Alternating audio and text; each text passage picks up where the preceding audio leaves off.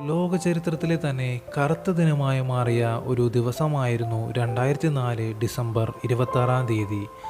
ആ ദിവസമാണ് ലോകം മുഴുവൻ സുനാമി എന്ന വലിയ ഭീമാകാരമായ തിരമാലകൾ ആഞ്ഞടിച്ചത്.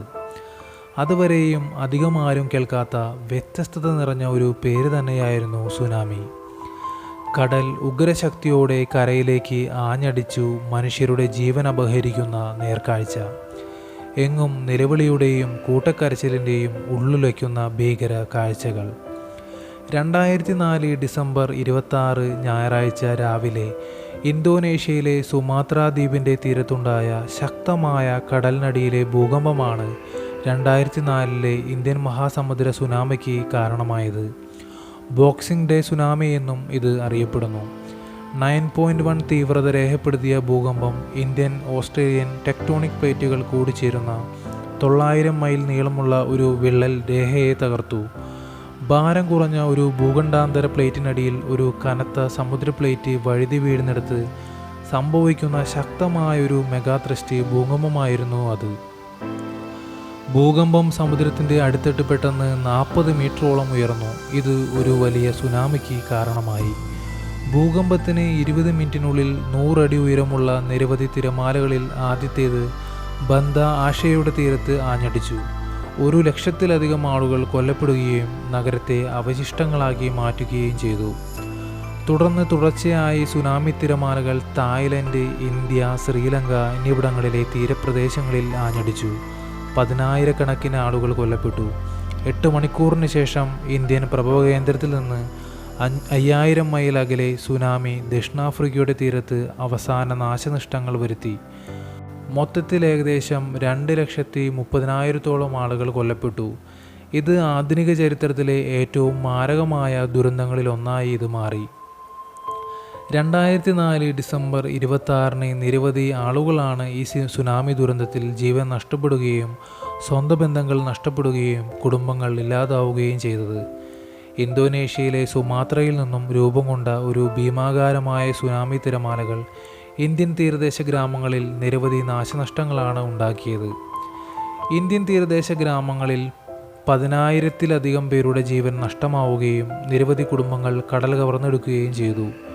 ഈ ഒരു വലിയ ദുരന്തത്തിൽ ഏറ്റവും കൂടുതൽ ഇന്ത്യയിൽ നാശനഷ്ടം സംഭവിച്ച തമിഴ്നാട്ടിലെ വേളാങ്കണ്ണിയിൽ സംഭവിച്ച വലിയൊരു അത്ഭുത സംഭവത്തെക്കുറിച്ചാണ് ഈ വീഡിയോയിലൂടെ ഞാൻ പറയാൻ പോകുന്നത്.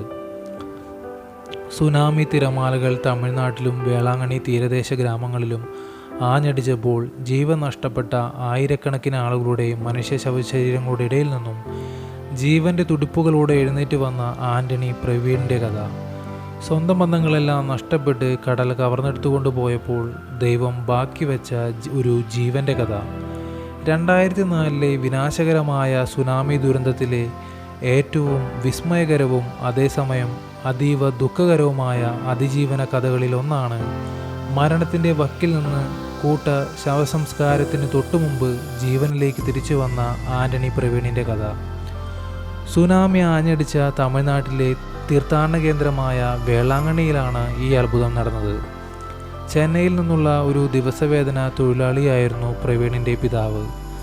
അദ്ദേഹം തൻ്റെ ഭാര്യയും 2 മക്കളും പ്രവീണിൻ്റെ അമ്മയും അടങ്ങുന്ന കുടുംബവുമായി നാഗപട്ടണത്തുള്ള വേളാങ്കണ്ണി മാതാവിൻ്റെ പള്ളിയിൽ നേർച്ചകൾ അർപ്പിക്കാൻ എത്തിയതായിരുന്നു. 2004 ഡിസംബർ 26 ഞായറാഴ്ച അതിരാവിലെ പള്ളിയിൽ പ്രാർത്ഥനകൾ കഴിഞ്ഞ് ആചാരപ്രകാരം തലമുടി മൊട്ടയടിച്ച ശേഷം അവർ വേളാങ്കണ്ണി കടലിലേക്ക് കുളിക്കാനായി തീരത്തേക്ക് പോയി.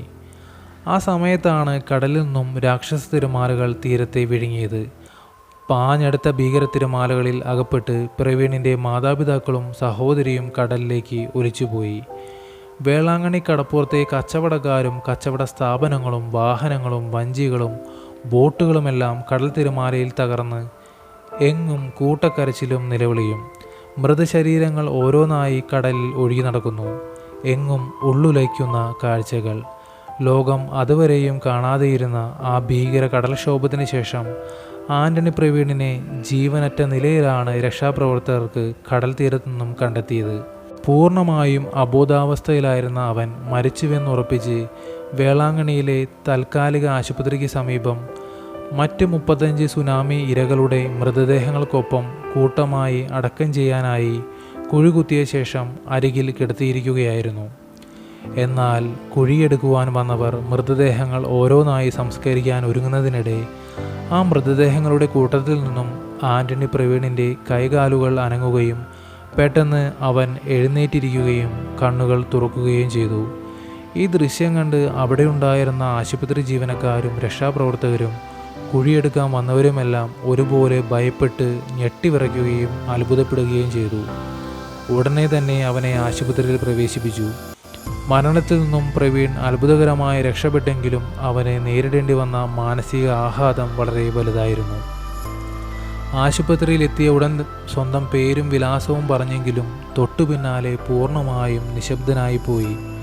സംസാരനേഷി നഷ്ടപ്പെട്ടുപോയി. തൻ്റെ കൺമുന്നിൽ വെച്ച് മാതാപിതാക്കളെയും സഹോദരിയെയും നഷ്ടപ്പെട്ട ഭീകരമായ കാഴ്ച അവനെ അത്രമേൽ തളർത്തിയിരുന്നു.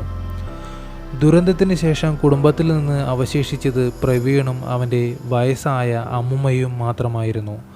സ്വന്തം കുടുംബം മുഴുവൻ നഷ്ടപ്പെട്ടതിലുള്ള ദുഃഖവും ഇനി അവനെ എങ്ങനെ വളർത്തുമെന്ന ആശങ്കയും ആ അമ്മയെ വല്ലാതെ തളർത്തിയിരുന്നു. 2004 സുനാമിയിൽ രാക്ഷസ തിരമാലയിൽ അകപ്പെട്ട് വേളാങ്കണ്ണിയിലും പരിസര പ്രദേശങ്ങളിലും ജീവൻ നഷ്ടപ്പെട്ടു പോയതും തിരിച്ചറിയാൻ സാധിക്കാതെ അഴുകിത്തുടങ്ങിയതുമായ 1800 പേരുടെ ശവശരീരങ്ങളാണ് വേളാങ്കണ്ണി ഹൈവേയോട് ചേർന്നുള്ള ഒരു ഒഴിഞ്ഞ പറമ്പിൽ കുഴിയെടുത്ത് ഒന്നിച്ചു കൂട്ടിയിട്ട് അന്ന് സംസ്കരിച്ചത്.